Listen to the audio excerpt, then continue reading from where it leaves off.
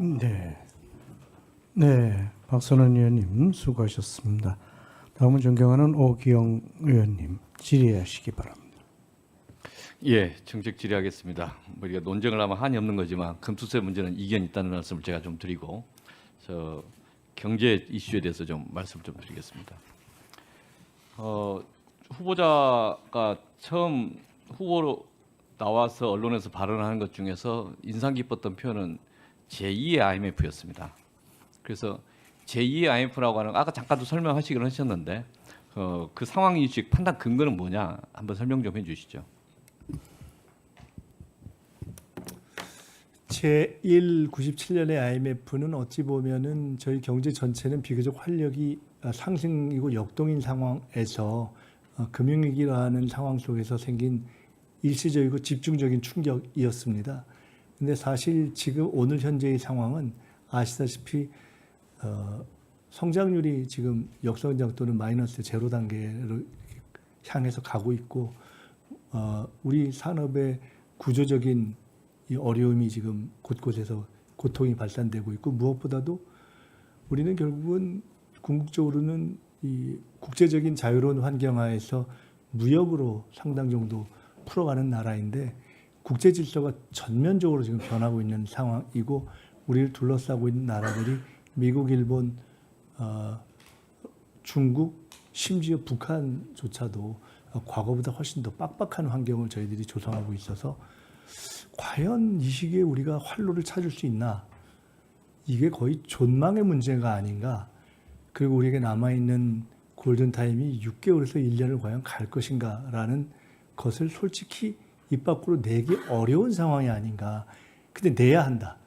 그것을 중요하고 그 윤석열 정권이 답답하고 안타까웠던 이유는 그 시기에 헤매서 문제이기 때문에 지금 내란을 극복하고 국정을 맡게 된 이재명 정부는 솔직하게 마치 IMF 때 상황을 드러내고 급모으기를 하고 했던 때처럼 위기입니다. 열어보니 정말 엉망입니다. 그리고 너무 어렵습니다 하는 것을 국민들께 솔직히 말씀드리고 풀어가지 않으면 안 되는 상황이 아닌가라는 사실은 굉장한 위기감이 생겨서 저도 그 지점에서 말씀을 드린 겁니다. 예, 실제 지금 상황이 힘들다는 걸 국민과 함께 공개를 해야 된다. 그리고 그 속에서 경제 주체들이 큰 차원에서 협력을 해야 된다.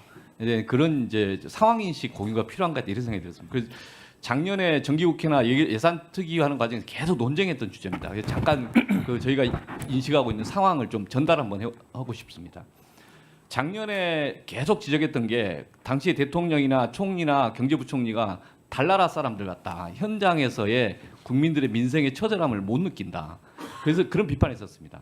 실제 추경호 부총리 이게 추경할 생각이 없다. 상저하고 이야기하다 실제 상저 끝나버렸습니다. 그 다음 페이지 보시면 이제 대통령도 작년에 확실히 더 잘 될 것이다. 또는 이제 총리도 우리 경제가 정상화됐다. 계속 이렇게 주장을 했습니다. 다음 페이지 보시고 경제 심지어 이게 대통령 정책실장도 그런 이야기했습니다. 핵심적으로 의사결정한 사람들이 이런 인식을 갖고 있어서 상황을 제대로 파악 못하고 있다. 그러니까 정책도 엉터리 아니냐 이런 비판이었고 다음 페이지 보시겠습니다. 대한민국에서 계속 역대 정부들의 감세 정책, 그 증세 정책을 보면 이명박 정부 감세 정책, 박근혜 정부 증세 정책 잘했다고 좀 보는데 문재인 정부 크게 하지는 못했습니다. 그런데 윤석열 정부 3년 동안에 이 예상되는 그 감세 규모가 80조 가까이 됐었습니다.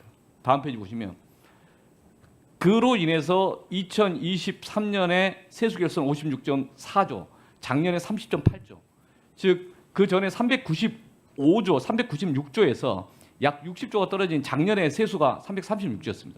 경상 성장률이 4% 5%씩 되고 있는데 왜 절대적으로 수치가 떨어졌느냐 이해가 되지 않는 상태. 이건 감세 외에는 생각이 여기 대안이 없고 실제 이 원인 설명이 안 된다. 이 점 때문에 저는 기재부 분할을 이야기했고 기재부 관료들 국장급 이하들 정말 처절하게 국민들이 석고되지 않는다 그런 지적을 했습니다. 다음 페이지 보시면 통상적으로 레이거노믹스 이야기하면서 감세를 할 경우에 경제가 활성화된다고 이야기를 합니다. 그렇기 때문에 일정 시기가 지나면 전체 세수 기반이 확대되고 증대될 거라고 이야기합니다. 그런데 감세 정책을 3년 동안 했는데 3년 내내 경제 성장률이 떨어졌어요. 2023년도에 1.4%, 작년에 2.0%, 올해 본래 2.2가 되느냐, 1. 얼마가 되냐 했다가 지금 1.0 이하로 떨어지는, 심지어는 올해 1분기에 마이너스 성장을 했어요. 그러니까 이 상황 속에서 보면은 감세 정책이 있지만 감세 정책이 경제 활성화에 아무런 효과가 없었다.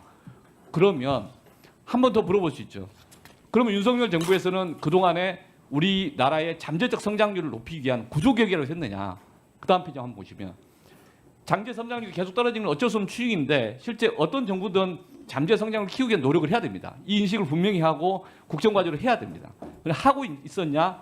이게 이제 반면교사로서 이재명 정부는 제대로 할 거냐? 이걸 우리가 같이 국민들 앞에서 검토를 해야 되는 거죠. 그 다음 페이지 보시면 그 전 페이지, 그 앞 페이지에 예 여기 아니요 저 잠재 성장률 이때 이 당시에 제일 논쟁이 됐던 게 R&D 예산 깎는 거 아니었습니까? 구조 계획을 하고 또는 기술에 기반한 선도 산업을 만들어내고 성장을 해나가야 되는데 그 성장을 위한 뭔가 노력을 하지는 못하고 오히려 R&D 예산을 이상하게 깎아버려 가지고 과학기술자들로부터 좌절감을 느끼게 하고 그리고 많은 경제 활동을 하는 그 경제 주체들 입장에서 보면 희망이 없다 이런 이야기라고. 그래서 지난 3년 동안이 실제 선진국으로 해서 진입해서 좀 안착을 해야 될 그런 시기인데 놓쳤다. 정말 중요한 시기를 놓쳤다. 그러면 이재명 정부가 지금 시작하는 시기에서 우리가 재정 기반도 좀 약화된 상태, 세수 기반도 약화된 상태고, 그리고 경제 성장률도 전체적으로 새롭게 터닝 포인트를 만들어야 되는데 어떻게 터닝 포인트를 만들 것인가? 그 당장 미중 간의 갈등 속에서 여러 가지 어려움도 있고, 그러니까 지금 정말 힘든 시기다. 국민들에게 어려운 상황을 놓고 솔직하게 우리는 이러이러한 방향으로 하나씩 찾아가겠습니다. 그리고 그 방향을 끌고 가는 데 있어서 경제 주체마다 창의와 협력이 필요합니다. 라고 진솔하게 이야기해야 되는 거 아니냐. 그리고 그중에 기본 가닥들을 표현해야 되는데 잠재 성장률을 좀 뭔가 회복시키기 위해서 어떤 고민이 있습니까? 우선 저는 지금 주신 말씀처럼 위기론을 명확하게 해야 된다는 절박한 문제의식을 가지고 있습니다. IMF보다 어렵다는 것을 명확하게 인식해야 합니다. IMF 때보다도 경제의 바닥이 어렵고 구조가 어렵고 우리가 상대해야 되는 미국, 일본, 중국, 러시아, 북한이 훨씬 까다로운 상태에 처해 있어서 사실은 저는 이재명 대통령께서 마주하는 국민과 함께 마주하는 현재의 상황은 김대중 대통령이 IMF 때 맞이했던 상황보다 10배 이상 어렵다고 솔직히 보고 있습니다.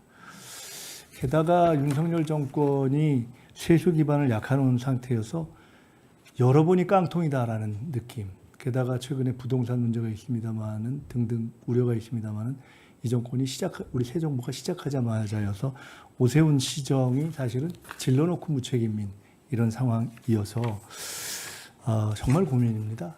말씀처럼 첫 번째 방법은 저는 솔직하게 국민의 집단지성과 위기감을 함께 나누는 것이 시작이라고 봅니다. 시작하는 것이 좋다고 보고요. 여러 가지 방책을 중, 장, 단기 다 취해야 되고요.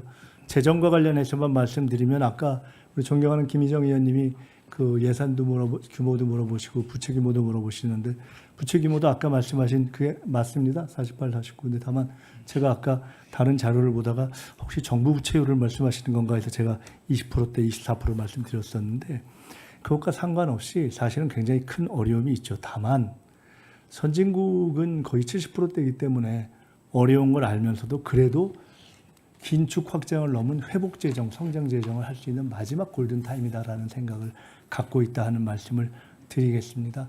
오늘은 시간이 짧기 때문에 제가 추가적으로 다른 걸 좀 네. 그 실제 지금 저는 제안입니다. 한번 정부에서는 함께 계속 고민해 주십사 하는 건데 세수 기반을 확대해야 된다. 그걸 국정 과제로서 계속 가야 된다. 저 여러 군데서 이야기했고요. 지금 무리한 감사하면 안 된다. 이런 말씀이고 두 번째로 지금 적극적 재정해야 된다. 지난 2023년, 2024년 적절한 재정의 역할을 해야 되는데 못했다. 그런 비판하는 거고. 다음 페이지 한번 보십시오. 화면을 좀 바꿔. 그 다음 페이지. 우리나라가 지금 필요한 게 기업 부채는 IMF 이후에 많이 개선됐습니다. 가계 부채냐 정부 부채냐 정부 부채도 선진국 평균 비교해 보면 108%인데 대한민국 52.4% 아까 48.5 대략 이 숫자 왔다 갔다 합니다. 가계 부채가 제일 문제입니다. 가계 부채가 100%에서 지금 89, 90% 왔다 갔다 하는데 그로 인해서 민간에서 소비가 위축되기 때문에 이 문제 풀어야 된다. 이 지점에 대해서 뭔가 좀 일관된 고민을 해야 되는데 실은 금융 관료들 그다음에 은행권들 전부 다 그 이자놀이 과정에서의 서민들의 그 뼈아픈 삶을 잘 못 느낀다. 작년 1년 내내 비판했습니다. 은행들은 50조, 60조씩 이득을 얻고 있는데 그게 변동금리나 고정금리였으면 안 그랬을 거예요. 미국은 5% 기준금리가 성장했는데 대한민국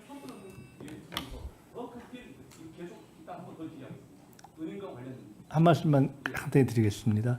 세수 기반 확대를 하고 더 이상 실용적 효과도 검증되지 않는 것으로 드러난 감세 정책을 더 확대해서는 안 된다는 지적에 동의하고요.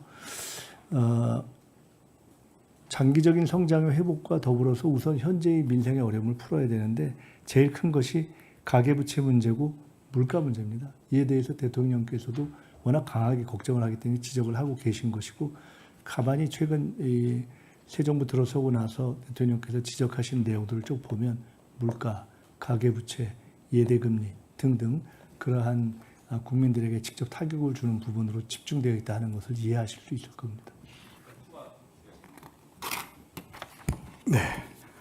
오기영 의원님 수고하셨습니다. 다음은 존경하는 김희정 의원님 질의해 주시기 바랍니다. 네, 김희정입니다. 계속해서